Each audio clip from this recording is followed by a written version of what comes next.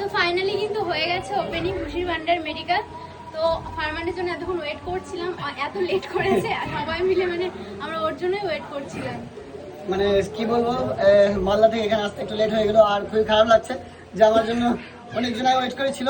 কিন্তু সবচেয়ে তার চেয়ে দ্বিগুণ ভালো লাগছে যে মানে ইটাহারে ওপেন হয়ে গেছে খুশির ভান্ডার বাপ্পাদার একটা মেডিকেল শপ, যেখানে কি মানে ভাবা যায় অনেক রকম ছাড় থাকবে আর মানে গরিবদের জন্য আর সবার জন্য বলতে গেলে যে একটা ভালো একটা ওষুধের দোকান বলতে পারো, যে কম টাকায় অনেক রকম ওষুধ পাওয়া যাবে। তো দাদা কিছু বলো একটু।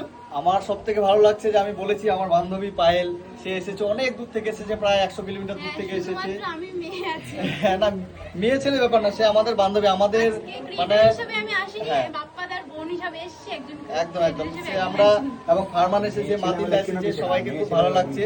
এবং যাই হোক, আপনারা যেখান থেকে ভিডিওটা দেখছেন আপনারা বেশি বেশি করে ভিডিওটা শেয়ার করবেন এবং বেশি বেশি মানুষ যেন জানতে পারে যে ইটাহারে এরকম একটা খুশির ভান্ডার মেডিকেল শপ খুলেছে।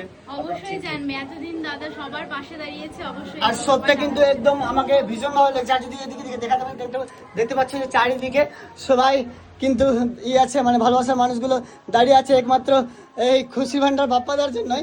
তো খুবই ভালো লাগছে এখানে।